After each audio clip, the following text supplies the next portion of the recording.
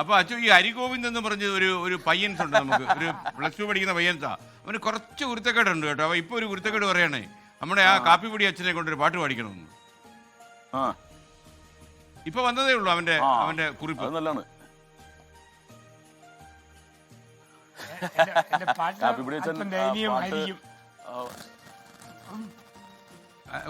കുഴപ്പമില്ല ഫാദറെ. ഫാദറിന്റെ പാട്ടൊക്കെ സഹിക്കാൻ പറ്റാത്ത മലയാളി TV ഓഫ് ചെയ്തോട്ട് അല്ലേ? നമ്മൾ അതിന്റെ പെർമിഷൻ പറഞ്ഞു. നമ്മൾ എന്തൊക്കെ സഹിച്ചിരിക്കുന്നു. അതെ അതെ, ഞങ്ങളെയൊക്കെ സഹിക്കുന്നില്ലേ ഓരോ ദിവസം, എത്ര മണിക്കൂറാണ് ഇതിനു വേണ്ടി ഇത്രയും വലിയ പാപം മലയാളി ചെയ്തിട്ടുണ്ടോ അല്ലേ? ആർക്കും അറിയത്തില്ലാത്ത പാട്ടോ അതായിക്കോട്ടെ ഫാദറെ, ആർക്കും അറിയണ്ട. മിന്നിവിളങ്ങും താരഗണങ്ങൾ പുഞ്ചിരി തൂകുന്നു, ഇന്നേശ്വരാജന്റെ നല്ല തിരുന്നാൾ, ഇന്നേശ്വരാജന്റെ ജന്മത്തിരുന്നാൾ. മിന്നിവിളങ്ങും താരഗണങ്ങൾ പുഞ്ചിരി തൂകുന്നു, ഇന്നേശ്വരാജന്റെ ജന്മത്തിരുന്നാൾ, ഇന്നേശ്വരാജന്റെ ജന്മത്തിരുന്നാൾ. ഓക്കെ, നന്നായി ഫാദറെ, നന്നായി. നല്ല വിജ്ഞാനപ്രദമാണ് അല്ലേ?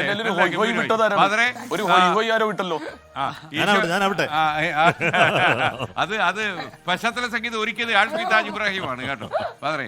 പിന്നെ നമ്മുടെ ഒരു ഇൻസ്ട്രുമെന്റലിസ്റ്റ് ഇവിടെ ഉണ്ട്, S വിജയകുമാർ. പത്തായത്തിൽ ഒളിച്ചു വെക്കുന്ന ഉപകരണത്തിന്റെ പേരെന്താ? കുറെ സാധനമായിട്ടാണ് വന്നിരിക്കുന്നത്. ഫാദർ കണ്ടിട്ടില്ലല്ലോ വിജയകുമാറിന്റെ പ്രയോഗങ്ങള്. കുറച്ച് കടന്നു ചെയ്യാ ഫാദറെ, ഒരു താങ്ങാൻ പറ്റത്തില്ല. ഫാദർ ഇങ്ങനെ സൂക്ഷിച്ചു നോക്കുന്നുണ്ട്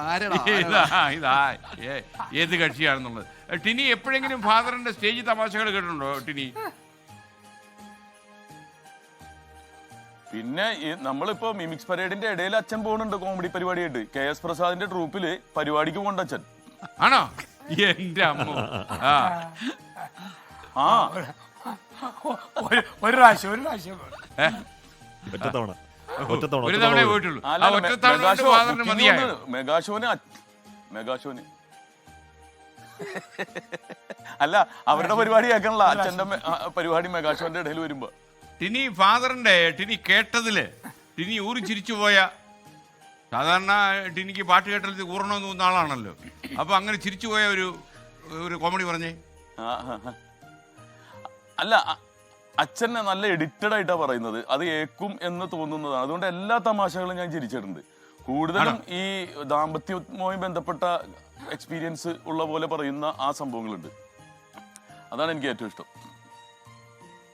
ഈ പലരും ഫാദറിനെ ക്വസ്റ്റ്യൻ ചെയ്യുന്ന ഒരു കാര്യം അതാ. അപ്പം ഫാദർ ഈ ദാമ്പത്യം ഇല്ലാതെ തന്നെ ദാമ്പത്യത്തെ കുറിച്ച് നല്ല അനുഭവത്തിന്റെ കൂട്ട് പറയുന്നു.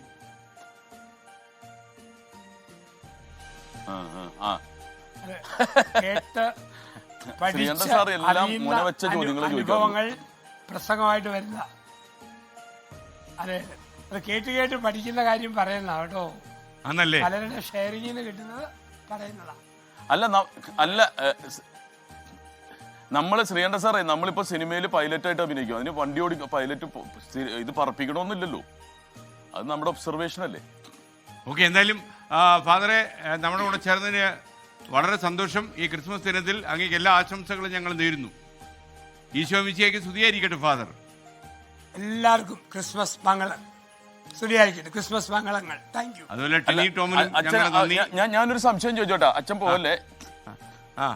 അല്ല, അച്ഛൻ ഇന്ന് കുർബാനൊക്കെ കൊടുക്കുന്നുണ്ടോ പള്ളിയില്?